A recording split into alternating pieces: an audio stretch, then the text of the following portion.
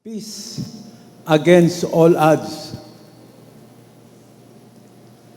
Mga kapatid, yung pong peace na tinutukoy dito, ito ay yung peace na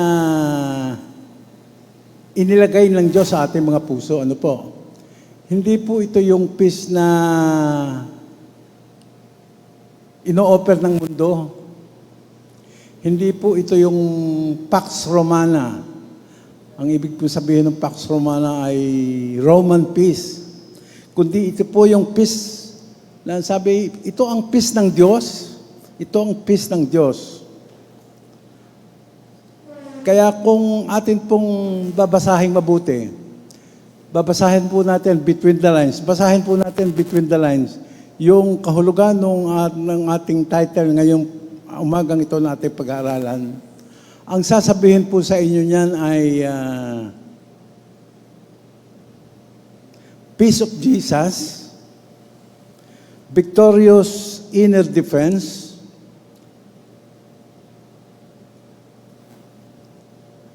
unconquered inner citadel, stronghold. Ito ho yung peace na sinasabi ng Biblia na, pakinggan niyo mabuti, ito ho yung sinasabi ng peace ng Biblia na, and the peace of God will guard your heart and mind in Christ Jesus. Ito po yung peace, mga kapatid, na nasa sa atin, nagbabantay po ng ating kalooban, nagbabantay po ng ating emosyon, nagbabantay po ng ating buhay. Okay. Mag-aral po tayo. Living out. May dalawang bagay po ako na naging observation dito po sa ating tema ng buwan o monthly theme. Na ito po ay isang challenge, hamon, na ito po ay isang reminder o paalaala sa atin bilang mga believers, bilang mga Kristiyano. Na ang atin pong behavior, pakinggan niyo mabuti, na ang atin pong behavior o ang ating asal dapat nagmamatch, dapat nagmamanifest sa prinsipyo ng ating mga sinasabi. Kahit na yung ating mga inaawit dito. Dapat ho ito ay hindi lang lumalabas sa ating bibig, kundi, good morning, nagmamanifest po ito sa ating mga buhay. Nagmamanifest po ito sa ating mga buhay. Slide nga po ulit, please. LOL. LOL. Para tayong nagbabasa ng comments sa mga posts po. LOL. Hindi lang po laugh out loud ang ibig sabihin yan, kundi living out loud. Yung pong ating buhay ay nagsasalita ng malakas. Ano po? Nagsasalita ng malakas.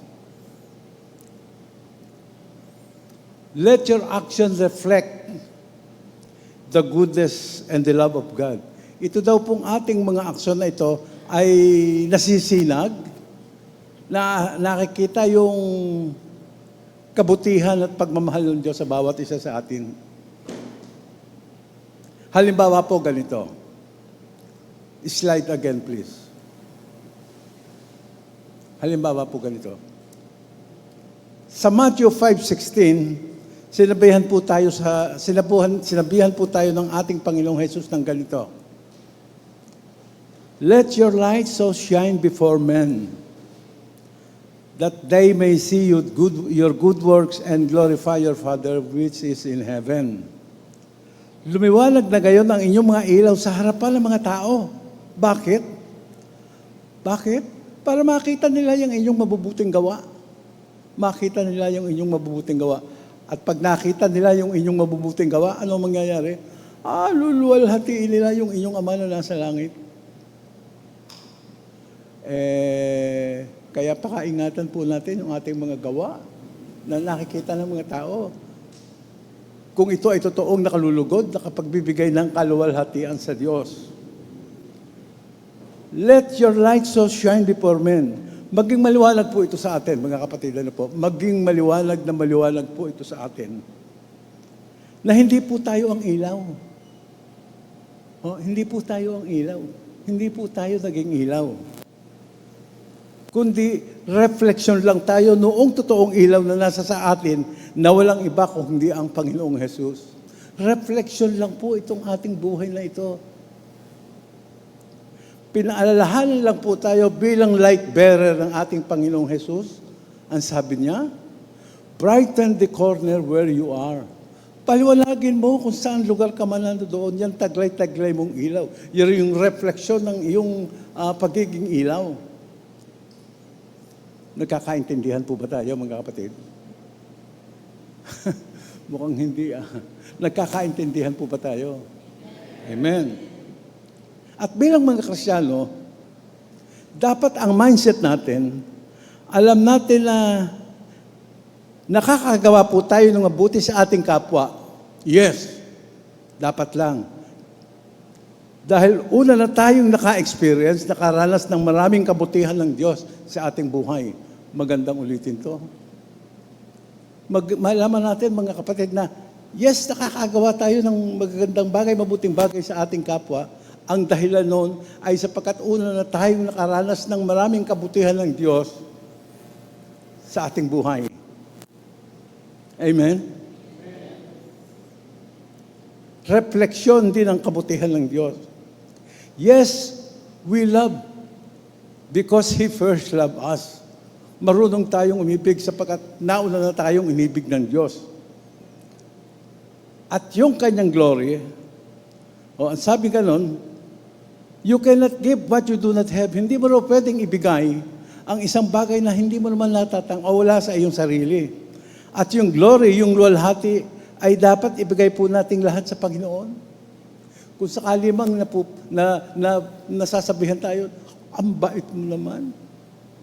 Ang bait mo naman. Panay ang gawa mo ng mabuti sa akin. Ang bait mo naman. Lagi mo akong pinauutang.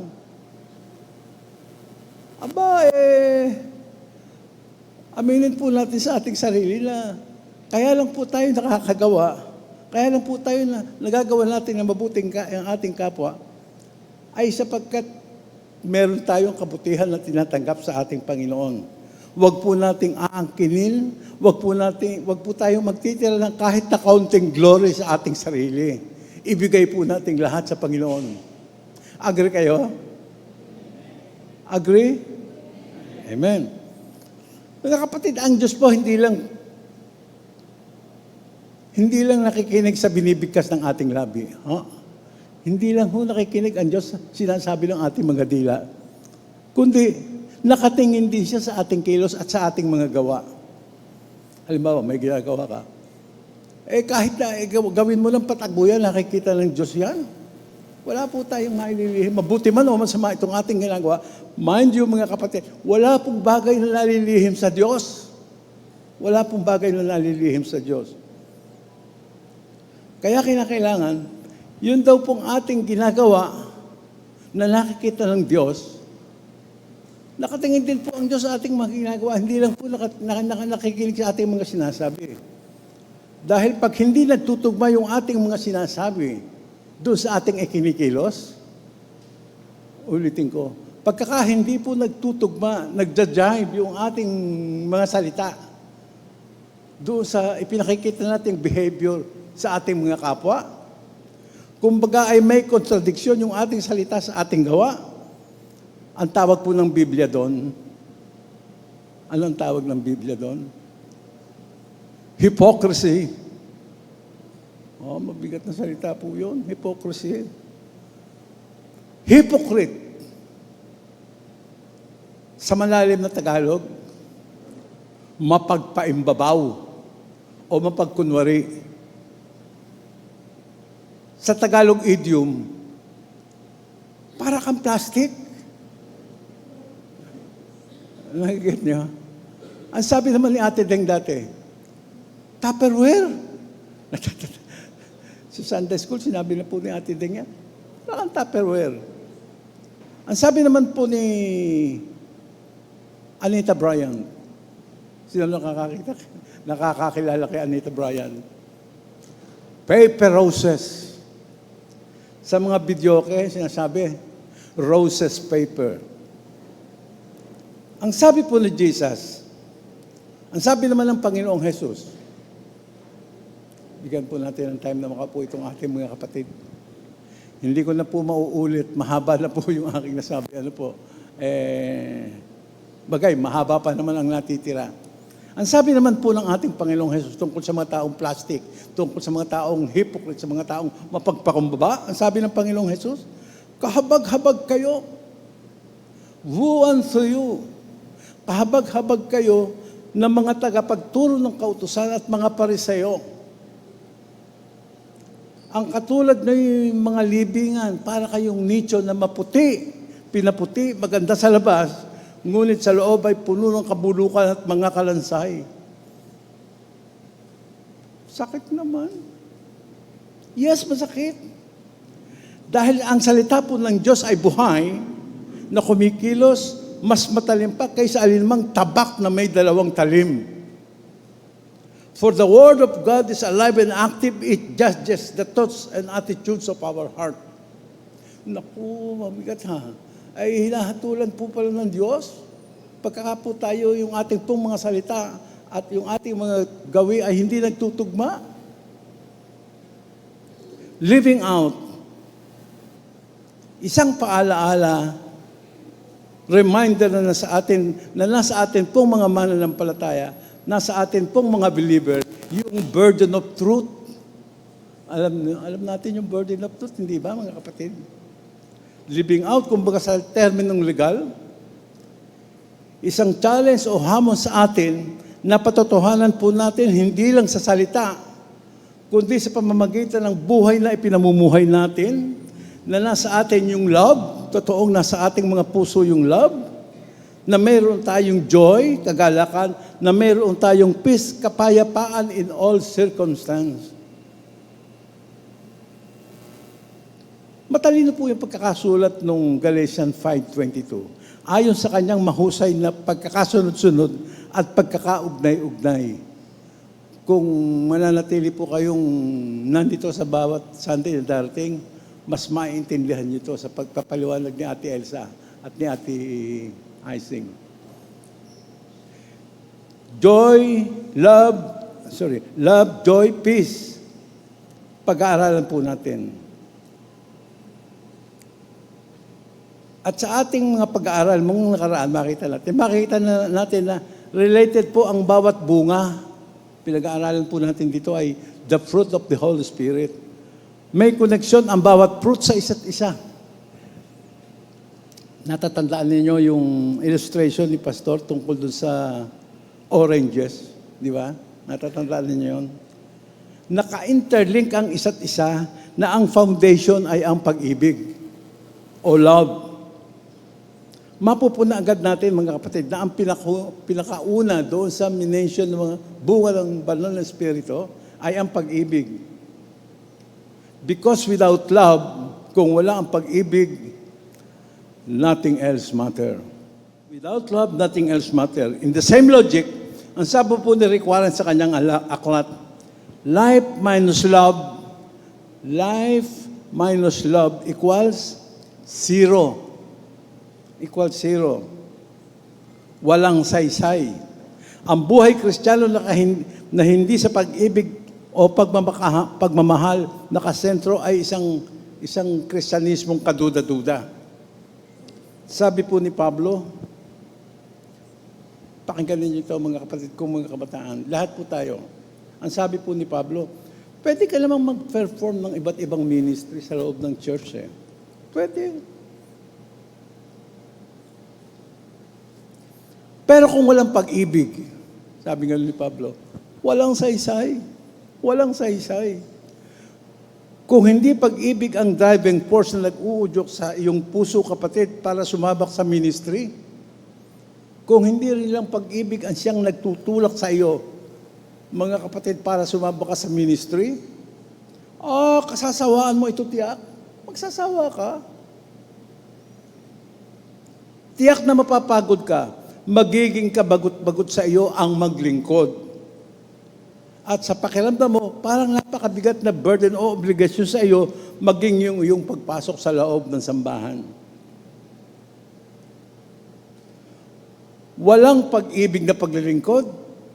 Ang sabi po ng Panginoon, ang sabi po ng banal na kasulatan, sabi po ni Pablo, walang pag-ibig na paglilingkod, para lang itong isang lebadura o yeast. Alam niyo yung yeast? na nagpapaumbok sa tinapay, nagpapaumbok sa ating dibdib ng kayabangan, nagpapaalsa sa hot pandesal, pero pagkatapos lang ng ilang araw, aamagin na ito. Ganyan po ang paglilingkod na walang kasamang pag-ibig. Galatians 5:22, but the fruit of the Spirit is love, joy, peace, pag-ibig, kagalakan at kapayapaan. Unang tatlong banggit na bunga ng Espiritu na nananahan sa atin pong mga buhay. Magandang malaman ito. Ang Holy Spirit ay nananahan po sa ating mga buhay. Ano po? Kristiyano ka ba? Hello? Kristiyano ka ba? Taas ang kamay.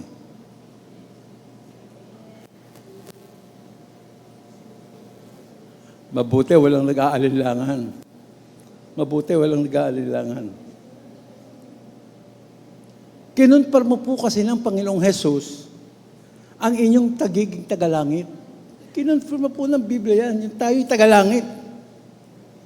Tagalupa tayo, yes, pero hindi po lamang tayo tagalupa, tagalangit din tayo. Dahil doon, magmula noong tayo'y ipinganak na muli, may gusto pong ipaalam sa atin si Pablo. Ang sabi ni Pablo, noong tayo'y naging ipinanganak na muli doon sa langit, we are born from above, new birth, kapanganakan, ibig sabihin, ipinanganak tayo sa langit. Ang sabi po ni Paul sa 1 Corinthians 6:19, sabi niya, hindi ba ganun yung nalalaman? Hindi nyo ba nalalaman na ang inyong katawan yan, itong mga katawan natin ito ay templo ng Espiritu Santo na nasa inyo na ipinagkaloob sa atin ng Diyos. Hindi na ninyo pag-aali ang inyong katawan sapagkat kayo'y binili ng isang halaga. You are purchased by a price. Hindi na ninyo pag-aali ang inyong katawan. Ito, mga kapatid, hawakan ninyo ang katawan ninyo. Hindi ninyo pag-aali na yan. Sapagkat kayo'y binili na ng isang halaga. Gaanong halaga? Halaga ng buhay ng anak ng Diyos. Halaga ng buhay ng anak ng Diyos. Ganun kayo kahalaga sa Diyos. Ganun po tayo kahalaga sa Diyos, mga kapatid. Ganun pala yun. Yes, mga kapatid, ganun nga yun. Kaya pala sinabi ni Paul sa Galatians 2:20. Ang sabi ni Paul sa Galatians 2:20, I have been crucified with Christ. Ako'y napakulang kasama ni Jesus doon sa krus. Doon sa krus. At hindi na ako ang nabubuhay sa aking sarili, kundi si Jesus na. At kung ako'y nabubuhay man sa laman, what I live in the flesh, I live by faith in the Son of God who gave Himself for me, who loved me and gave Himself. Ang buhay ko ngayon ay nabubuhay ako sa pananampalataya. Kanino? Kay Jesus, na nag-alay ng kanyang buhay at nagmahal sa akin. Kaya, mga pare ko, pagkakapo meron tayong tinanggap na tawag sa ating mga kakosa dati, sa ating tropa, sasabihin sa atin, hello, pre, birthday ni 2 kambing ang lulutuin. Naku, lulungan tayo sa pulutan. Ano ang sasagot nyo? Very sorry, It is no longer I. It is no longer I. Sabihin nyo nga, mga kalalakihan, sorry, it is no longer I. Sabihin mo nga, Kuya Eugene, hindi na ako ang nabubuhay sa akin, kundi si Jesus na. At nabubuhay ako sa pananampalataya sa anak ng Diyos na nagbigay ng kanyang buhay, nag-alay ng kanyang buhay para sa akin. So, sa nakaraan po nating mga pag-aral, mga kapatid, ay natutunan natin na tayo bilang mga Kristiyano, dapat ang direksyon ng ating buhay, ay papunta, papalapit doon sa kawangisan ng ating Panginoong Jesus. Yan po ang magandang plano sa atin ng Diyos na hindi man po tayo perfecto, pero nasa atin ho ang pagsisikhay, ang buhay natin ay maging kawangis ng ating Panginoong Jesus. We as Christians, gusto kong marinig ng lahat, we as Christians, our life here on earth should always be in the process in transforming and becoming into the likeness of Christ. Sabihin natin, likeness of Christ. Okay. Siya sa atin at tignan natin ang pagkakaugnay-ugnay ng tatlo, love, joy, and peace. Imagine, paano ka ba makapagmamahal ng totoo at genuine na pagmamahal kung hindi ka muna nakipagpeace sa Diyos? Kung hindi ka muna nakipagbati sa Diyos? Mamamahal mo ba ako ng tunay? Mamamahal ba kita ng tunay? Kung ang Diyos ay aking kaalit, kung kaaway ko ang Diyos, hindi magiging totoo yung ating pagmamahal na yan. Madalas po nating marinig, ang Diyos ay pag-ibig. God is love. Yes, tama. Pero una sa lahat, ay dapat nating malaman, mga kapatid, at tanggapin ang katotohanan na minahal tayo ng Diyos, hindi dahil sa karapat-dapat tayong mahalin. Minahal ako ng Diyos, hindi dahil sa karapat-dapat ako mahalin, kundi dahil kalikasan ng Diyos ang magmahal. Yan lang ho ang naging dahilan, mga kapatid. Hindi po tayo karapat-dapat.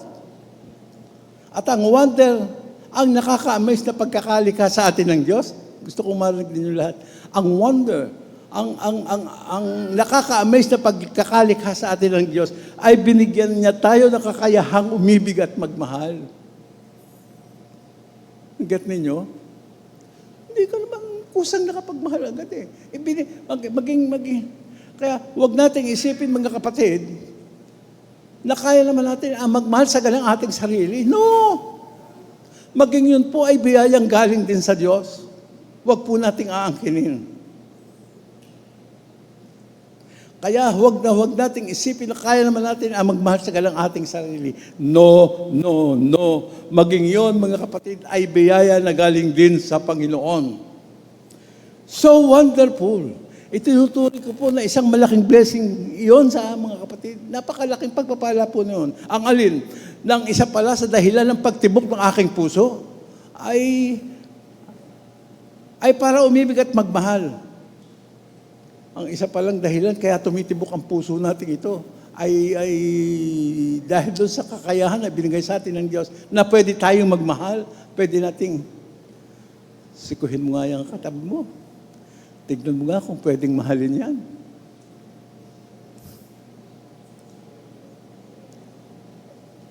Napakatamis, ano po? Napakatamis na malaman mong meron akong kakayahang magmahal. Masarap naman talaga kasi ang magmahal, di ba? Mga kapatid, masarap magmahal. Wala dyan ba si Dan?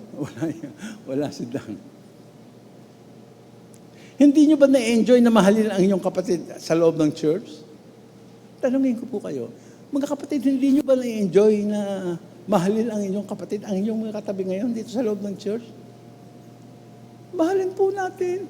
Ka-enjoy yan. Ka-enjoy. Sasabihin ko po sa inyo, totoo yan. Totoo. Sapagkat araw-araw ko nararamdaman sa aking buhay.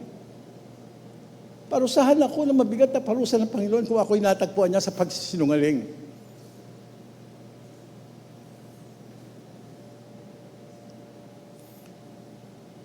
Kaya wag po nating sayangin ang bawat pagkakataon. Wag po nating sayangin ang bawat pagkakataon, ang bawat araw na lumilipas, na wala kahit isang tao na nakadama ng ating pagmamahal, na nakadama na mahal natin sila.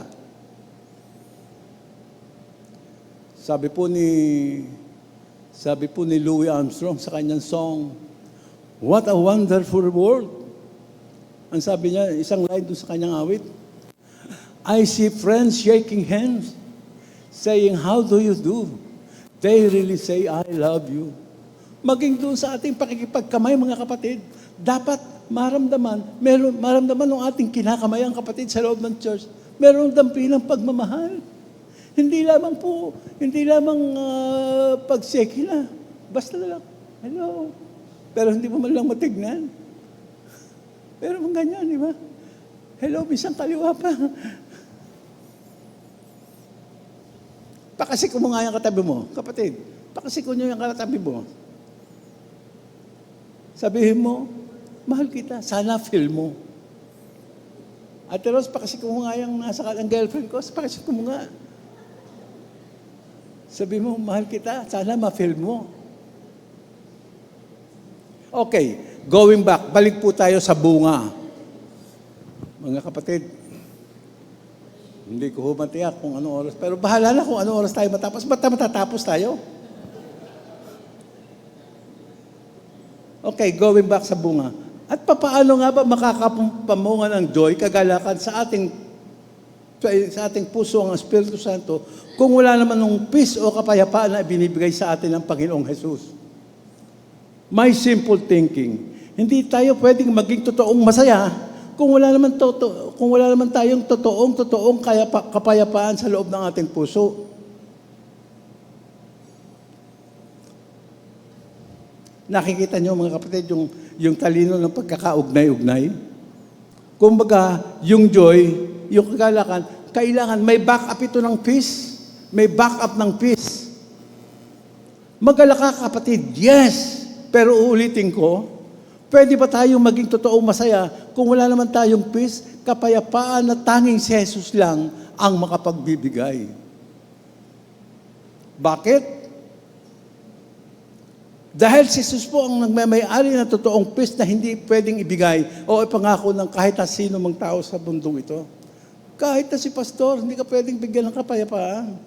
Isang uri ng kapayapaan ang sabi, a peace beyond human comprehension. A peace that passeth all understanding. Isang uri ng kapayapaan na lampas-lampas sa pwedeng maabot ng isipan nating mga tao. Get nyo? Sa John 16:33, slide please. John 16:33, Jesus' declaration of victory. Sabi nga nun, ang Panginoong Jesus po ang nagsasalita mismo.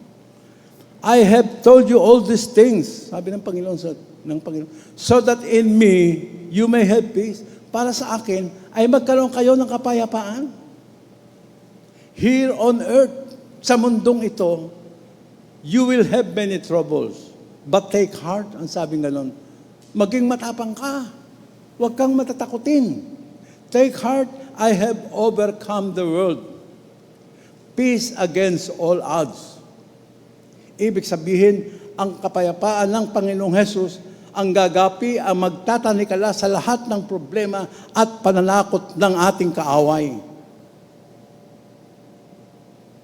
May maitsing passage po sa Scripture na nagsasabi, may dalawa daw na dumating dito sa mundo, here on earth. At itong dalawang dumating na ito ay may kanya-kanya silang agenda, may kanya-kanya silang rason kung bakit sila nagpunta dito sa mundo. Kanino bang agenda yung ang nagsasabi na at siya'y dumating para magnakaw, para pumatay, at magwasak ng buhay? Sino po ang maglalakas loob na sagutin? Kaninong agenda yan? Kay Satan, di ba? At kanino rin bang agenda yung nagsasabi, naparito ako para bigyan kayo ng buhay at kasaganaan ito. Isang buhay na punong-puno ng joy, isang buhay na totoong may peace. Kanino yan? Kay Jesus. Sa John 10:10, sabi nga doon, the thief, referring to Satan, comes only to steal, to kill, and to destroy. In that order.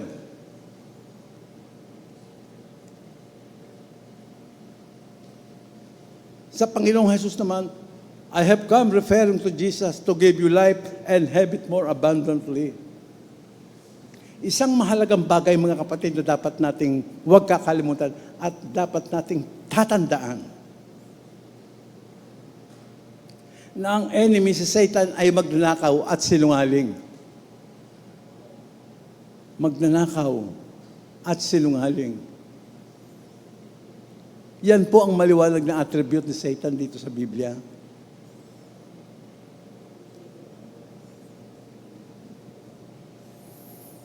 Magnanakaw at may katabihan po yung matatanda noong araw. Ewan ko kung inabot ng ilang kabataan. Na yun daw magnanakaw ay kapatid na sinungaling. Magkapatid pala yan.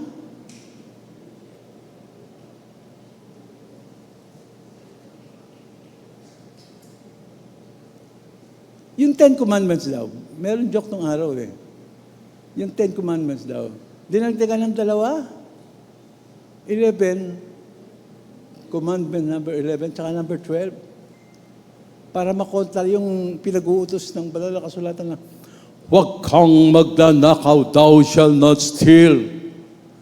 Yun daw 11 commandments ang sabi.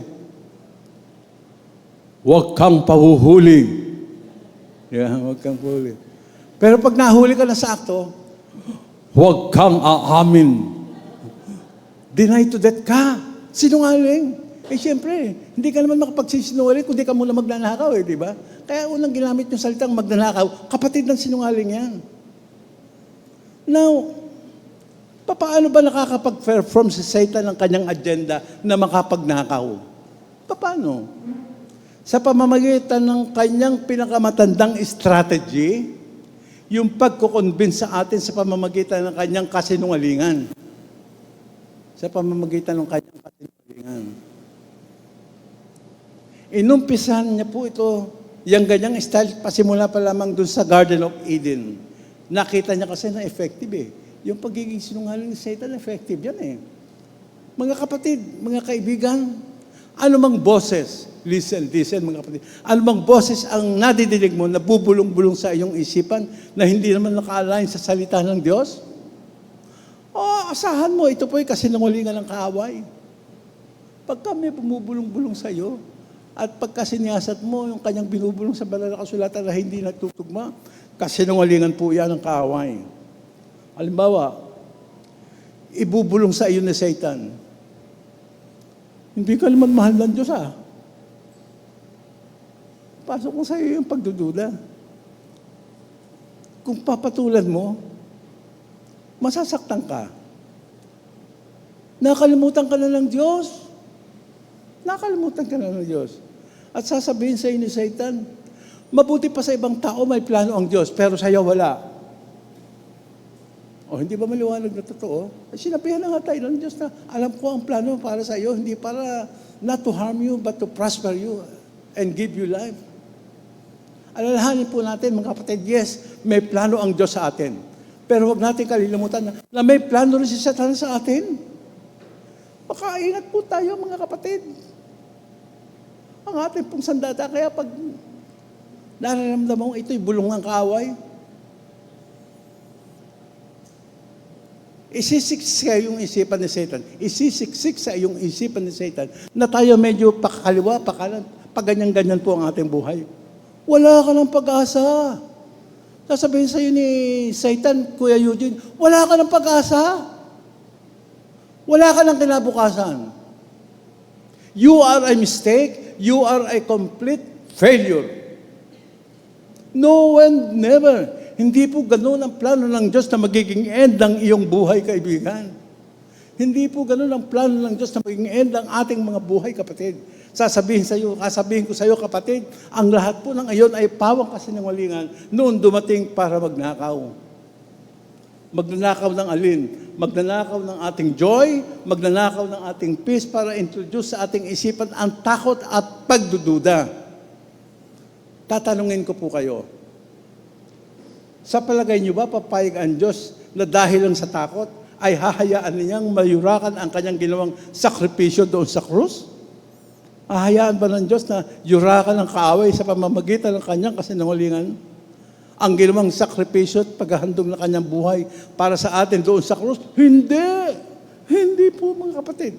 Ang unang patunay, sabi sa Colossus 2:15, again, slide.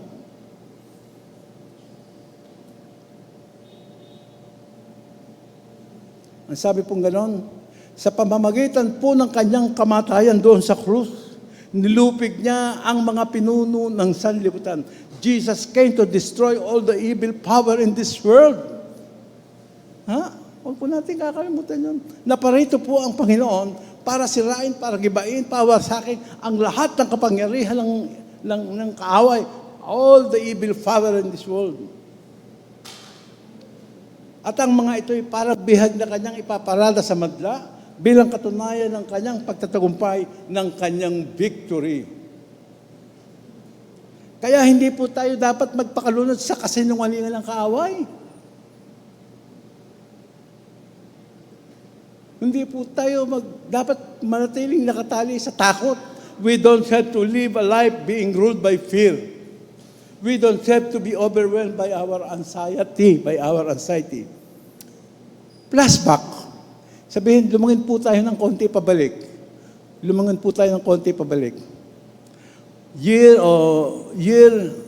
March year 2020. Sumiklab ang isang opisyal na declaration mula sa WHO, mula sa WHO, na ang corona o deadly virus ay isang global pandemic.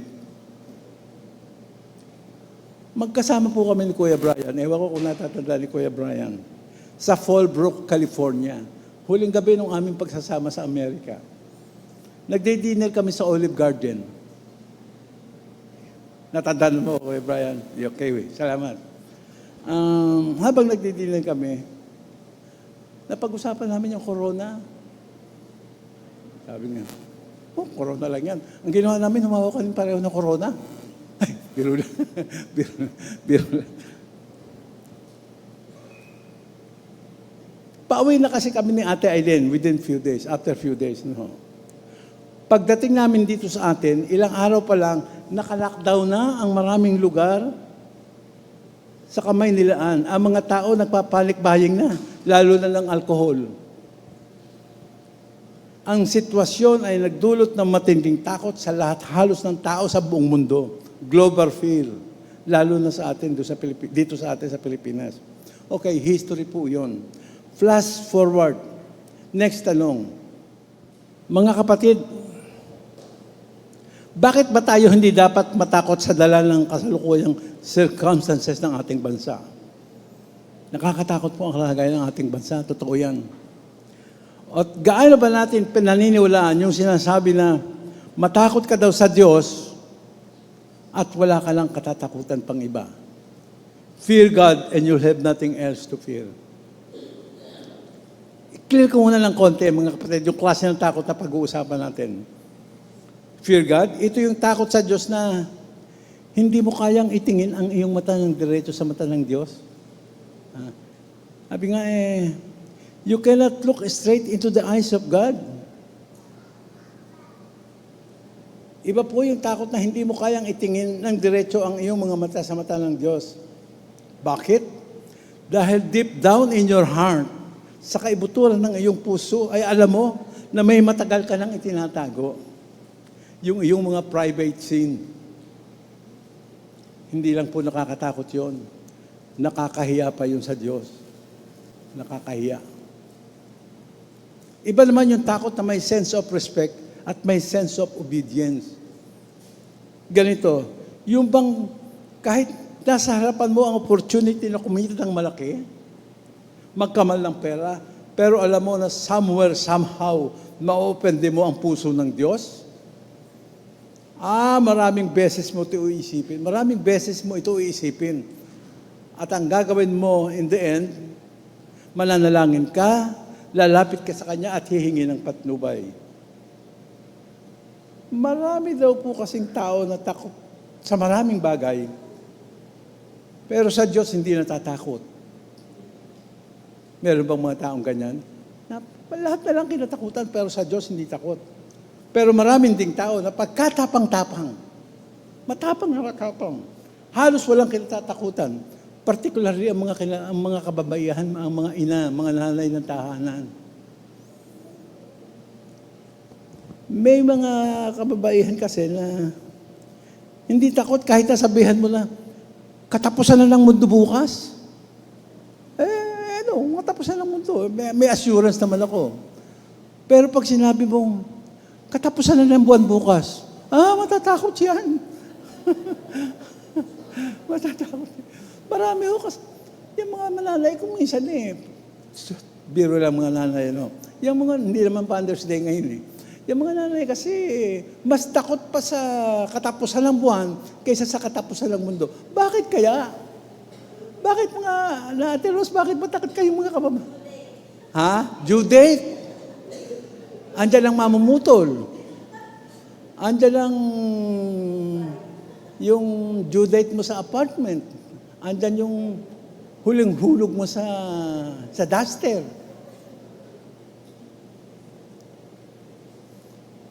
Ang atin pong guide, mga kapatid, ang atin pong guide, ang mapa ng ating buhay bilang Kristiyano, ang Biblia ay nagsasabi, nag-uutos sa atin hundreds of times, do not be afraid. Huwag daw po tayong matatakot. Tingin ko sa inyo, marami sa inyo takot eh.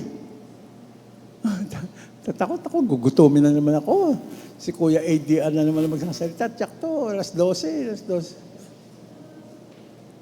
Nag-uutos sa atin, do not be afraid. And yet, this life give us so many reasons to fear. Ang ating buhay ay totoong naliligid ng realidad na nakapagbibigay ng takot sa atin. Mga kapatid, kumbaga napakaraming dahilan para tayo ay dapuan ng takot na dala ng circumstances. Marami din naman malaman natin mga kapatid kung Kristiyano, na mas marami pa sa bilang ng araw sa kalendaryo, 365 times na sinasabi ng Diyos, huwag kayong matatakot, huwag kayong matatakot, huwag kayong mababalisa. Why? Bakit hindi tayo dapat matakot? Una, dahil mayroon tayong regalong kapayapaan, peace na pwedeng tumalo sa lahat ng uri ng takot na dala ng sirkumstansya. Peace against all odds. And because God is sovereign, sovereign po ang Diyos, and God is in full control of our life. Huwag po nating kalilimutan, mga kapatid. Madalas kasi marami sa atin nakakalimutan na Kristiyano tayo eh. Kristiyano ka, kapatid. Ano ba ang attribute ng Diyos? Our God is omnipotent, makapangyarihan sa lahat. Our God is omnipresent, sumasa lahat ng dako. Our God is omniscient, marunong sa lahat. Ang sabi po sa Psalm 9:7, but the Lord will remain and sit enthroned forever. Ang Diyos ay nananatiling nakaupo, naghahari doon sa kanyang trono magpakailanman. Ang ibig po sabihin ng forever, mga kapatid, ang ibig po sabihin ng forever, kasama yung araw ng kahapon, kasama yung araw ngayon, at kasama yung lahat ng araw na darating. Ang sabi po sa Malachi 3:6, I am the Lord and I don't change. Ako ang Diyos at hindi ako nagbabago. Ako ang Panginoon at hindi ako nagbabago. Siya rin ang nagsabi sa Psalm 46:10, be still. Ang sabi po ng Diyos, be still. Relax ka lang. Relax lang tayo, mga kapatid. Calm down, relax lang. Ang sabi po ng Panginoon. At dahil malaman mo na ako ay Diyos, ako ay Diyos. Diyos ako, hindi tao na pwedeng magkamali kahit kailan. Magmula daw po ng dalangin ng Diyos ang buong sanlibutan at ang buong universe, siya pa rin ang Diyos na hindi nagbabago mula noon hanggang ngayon, since then until now, na kumbagamat nagbabago ang sitwasyon, na kumbagamat pabago-bago ang isipan ng marami mga tao, ang Diyos ay hindi. Gayon man ang Diyos ay hindi. Tandaan po natin ang sabi ni Jesus, mapaparam ang langit at ang kalangitan, lilipas ang mundong ito, subalit kahit isang tuldok sa aking mga salitang nasusulat ay hindi mapaparam, mangyayari at mangyayaring tiyak. Palakpakan natin ang Panginoon.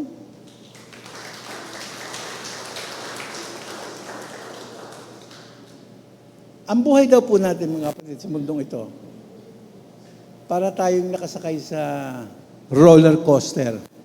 Di ba? Maraming ups, down, up and down, up and down.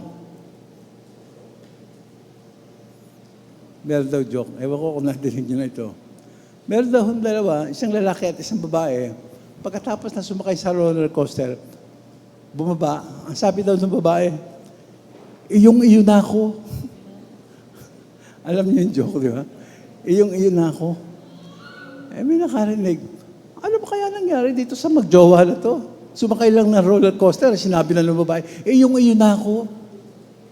Yung pala, ang ibig sabihin, iyong-iyo na ako, hilong-hilo na ako. Iyong-iyo na ako. Ewan ko pa. Biro lang po yun. Di ba ang roller coaster, mga kapatid, pagpataas, dahan-dahan yan. Pataas, dahan-dahan. At pagdating dun sa tuktok, nasa pinaka-ups ka na, ay biglang bubulusok pa, biglang bubulusok pa baba, biglang magdadive. Nakakatakot. Nakakaiyo talaga. Iyong-iyo na ako. Kaya madalas, sa ganitong sitwasyon ng ating buhay, natetest ang katatagan ng ating pananampalataya. Natetest ang katatagan ng ating pananampalataya. Doon sa time na akala natin malakas tayo, pero pag dumaan na tayo sa maraming problema o pagsubok ng buhay, nakikilala natin kung sino tayo at kung gaano tayo kahina. Sa biglang pagbulusok ng ating negosyo, down, down, down, going down, down, down.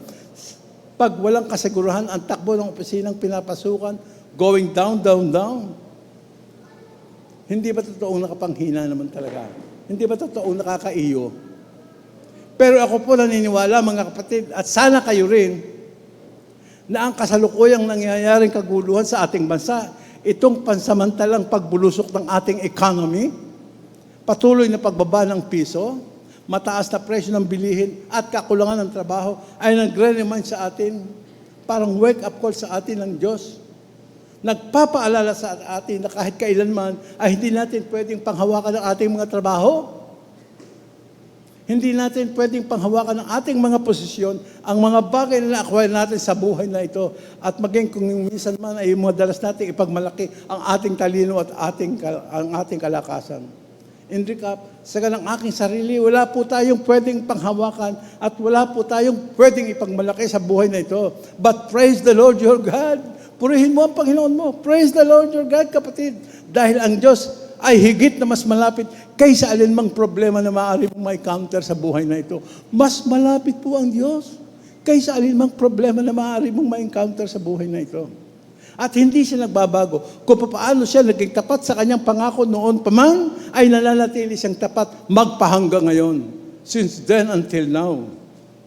Stand firm on His promises. Tiniyak na Jesus na sa ating pong opening verse, in this world you will have many troubles. Marami yung troubles, mga kapatid, hindi lang konti. Ano ba ang assurance na mayroon tayo kay Jesus? Ano ba ang assurance na mayroon tayo kay Jesus? The battle has been won. I have overcome the world. Napagtagumpayan ni Jesus ang mundo, magtatagumpay din tayo, mga kapatid.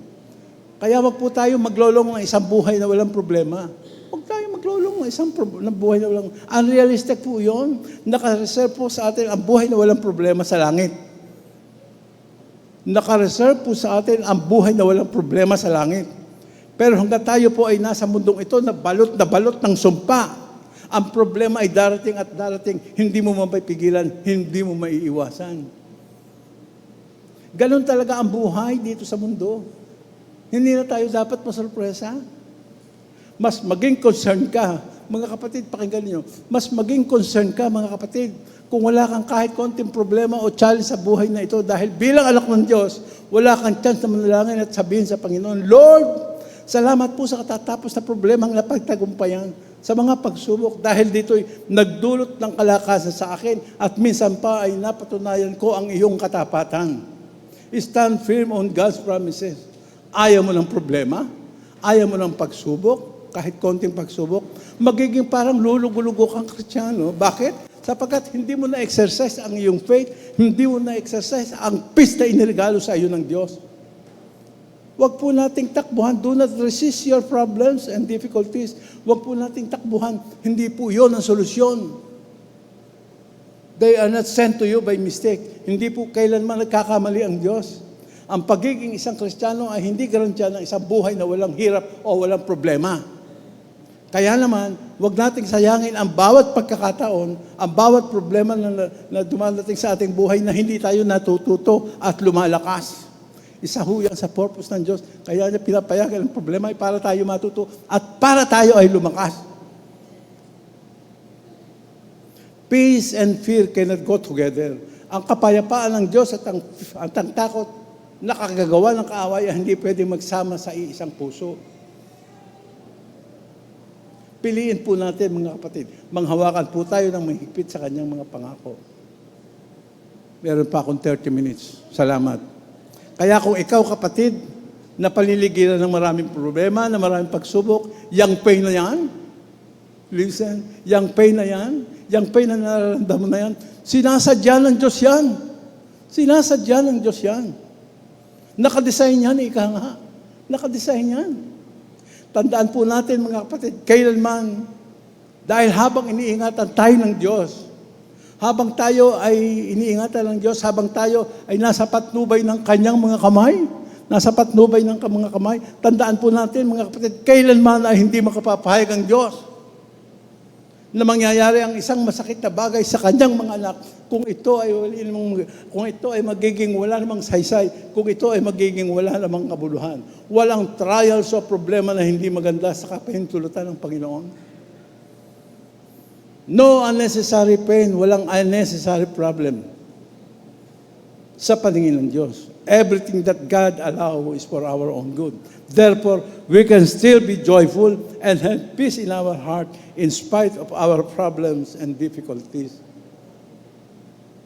So stand firm on God's promises that cannot fail. Ang sabi po sa James chapter 1 verse 2, na-share ko na ito.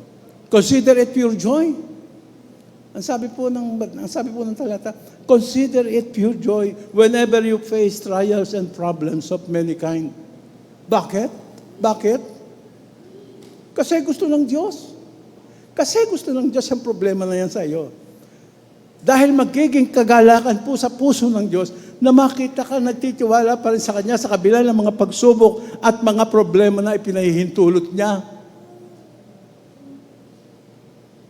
Ulitin ko, dahil gusto ng Diyos, dahil kagalakan o joy sa puso ng Diyos na makita kang nagtitiwala ka pa rin sa Kanya sa kabila ng mga pagsubok at problema na ipinahihintulot niya. Antindi nun, Kuya Francis. Antindi nun. Antindi nun, Kuya Eugene. How I wish na sana lahat tayo, mga kapatid, lahat tayo maging joy, maging kagalakan sa puso ng Diyos every time na tinitingnan niya tayo kung paano tayo mag-respond sa mga problemang pinapayagan niya. May fear ka? May problema ka? Name it. Sabihin mo, kapatid. I'm sure na alam mo kung nakakatakot na problema ang pinagdadaanan mo ngayon ay naging problema na rin ng ibang tao. Baka mas masahol pa. Baka mas masahol pa. May problema ba na pwedeng lumating sa buhay mo, kapatid, na hindi mo pwedeng ipagkatiwala kay Jesus? Meron ba? Meron bang posibleng dumating na problema sa buhay ng bawat isa sa atin na hindi natin pwedeng ipagkatiwala kay Jesus? Wala! Wala. Lahat pwede, lahat welcome. Dahil ang lahat ng iyong problema, maliit o malaki, ay hindi nalilingid sa kaalaman ng Diyos. Alam po ng Diyos yan, mga kapatid. Alam po ng Diyos ang inyong mga problema. Listen, listen. Wala daw pong maliit na ibong maya ang nahuhulog sa sanga na kanyang kinadadapuan na ito'y hindi nakikita ng Diyos. His eyes is on the sparrow. Napakaganda ng lyric na isang worship song, ang sabi ng Panginoon. I felt every teardrops when in darkness you cried. And I spoke to remind you that for those tears I died. I felt every teardrops when in darkness you cried. And I strove to remind you that for those tears I died. Nalulungkot ka sa tindi ng iyong problema? Alam pong lahat ng Diyos yan. Umiiyak ka ba bago ka makatulog sa gabi? Nararamdaman pong lahat ng Panginoon yan. I felt every teardrops when in darkness you cried. Malaman natin, mga kapatid, anumang lungkot, anumang takot, meron tayo na dala ng problema, yan po ay bahaging dahilan ng kanyang kamatayan doon sa krus. Ang sabi po ng salmista, mga awit 56:8, ang Panginoon ay nag-iingat ng lahat ng record ng ating mga problemang kinatatakutan. Tinitipon po niya ang bawat patak ng luha sa kanyang mga palad. Sarap mo nun. Alam mo ba na yung pag-iyak mo na yan sa gabi, ay bawat patak ng iyong luha ay tinitipon po ng Diyos yan sa kanyang mga palad. Ang reminder po sa atin ng ating lesson sa panahon na tayo nalulungkot, sa panahon na tayo nasa matinding problema, stand firm on God's promises. 5 minutes. Mahanap daw tayo ng Kristiyanong mahirap, mga kapatid. Meron ba nun? Kristiyanong mahirap? Ang ibig ko pong sabihin ay Kristiyanong mahirap lang sa pera. Pag naghanap ka ng Kristiyanong mahirap lang sa pera, marami kang makikita. Marami kang makikita. Iba naman kasi yung kayamanan natin eh.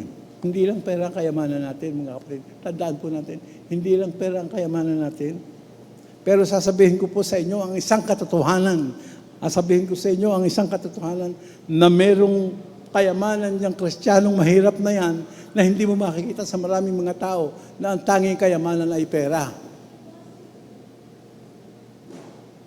Anong kayamanan? Yung kayamanang peace. Yung kayamanang kapayapaan na iniregalo sa kanya ng Diyos. Lahat po tayo, mga kapatid, nung tayo mag-ibon, niregaluhan po tayo ng peace, kapayapaan ng Panginoon sa ating kalooban. Yes, napakalaking kayamanan po yan. Isang kayamanang hindi pwedeng nakawin. Isang kayamanang hindi pwedeng nakawin. Kahit na anong gawin ng kaaway, hindi magtatagumpay. Dahil ang kayamanang peace na yan ay nakaugnay, nakakonekta sa pag-ibig ng Diyos. Ibig ko ulit ito. Dahil yung kayamanan na yan, yung kayamanang peace na nasa sa ating buhay, ay nakakonekta ito sa pag-ibig ng Diyos. Love, joy, and peace. At sa kanyang paghiga sa gabi, makakatulog siya ng bihimbing at walang takot. Dahil alam niya, sa buong magdamag ay nakahimlay siya sa bisig ng kanyang Panginoon. Nagbabantay at nag-iingat sa kanya. Yan po mga kapatid ang gustong ma-develop sa atin ng Panginoon. LOL, living out loud. Blessing. Blessing po sa ating lahat. Pagpalain po tayong lahat ng Panginoon.